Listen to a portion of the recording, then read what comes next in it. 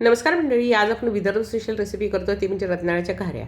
या ज्या घाऱ्या आहेत ना, या तळून केल्या जातात किंवा भाजूनही केल्या जातात. तर आज मी या तव्यावर भाजून केल्या आहेत. चवीला मस्त लागतात. त्याबरोबर आमरस पण केलेला आहे, कच्च्या कैरीचा आमरस. त्याची रेसिपी आपल्या चॅनलवर अपलोड आहे, ती पण बघा. यासाठी आपण रताळे किंवा रताळी घ्यायची, छान धुवून घ्यायची. त्यानंतर कुकरमध्ये पाणी घालायचं, एक ताटली ठेवायची, त्यावर रताळी ठेवायची आणि मस्त कुकरला 2 ते 3 शिट्ट्या काढायच्या. बघा रताळे मस्त शिजलेले आहेत. आता याला छानपैकी सोलून घ्यायचा.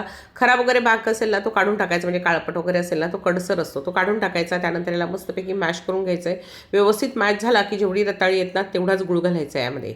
थोडा जास्तही घातला तर चालेल, पण जेवढी रताळी आहे तेवढाच गूळ घालायचा आहे आणि त्यामध्ये थोडंसं मीठ घालायचं आहे चिमूटभर आणि मस्तपैकी एकत्र करून थोडा वेळ बाजूला ठेवायचं आहे. म्हणजे गुळाचं छान पाणी सुटतं आणि आपल्याला त्यामध्ये कणकेचं, ज्यामध्ये आपण जे गव्हाचं पीठ घालणार ते व्यवस्थित घेतं. तर आणि सगळे गुळाचे खडेही विरघळतात. त्यानंतर आपण यामध्ये घालून घेतली कणिक. कणिक किती घालायची आहे तर साधारण रताळ्या एवढीच कणिक लागते, परंतु यामध्ये पाणी नाही घालायचं. बेताबेतानी कणिक घालायची, पाणी बिलकुल घालायचं नाही. फक्त गुळाचा आणि रताळ्याचा जो ओलसरपणा आहे ना, त्यानेच फक्त भिजलं गेलं पाहिजे. असं आपल्या नेहमीच्या कणकेसारखं भिजवायचं आहे. थोड्या वेळ बाजूला ठेवायचं आहे.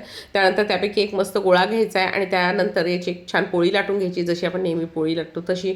आणि अलटी करून मस्तपैकी तुपावर दोन्ही बाजूनी छान भाजून घ्यायची की तुमची रताळ्याची पोळी तयार होते. ही अशीही खायला छान लागते किंवा आमरसाबरोबर दह्याबरोबरही छान लागते. तर अशी ही पौष्टिक रताळ्याची पोळी करून बघा, तुम्हाला नक्की आवडेल.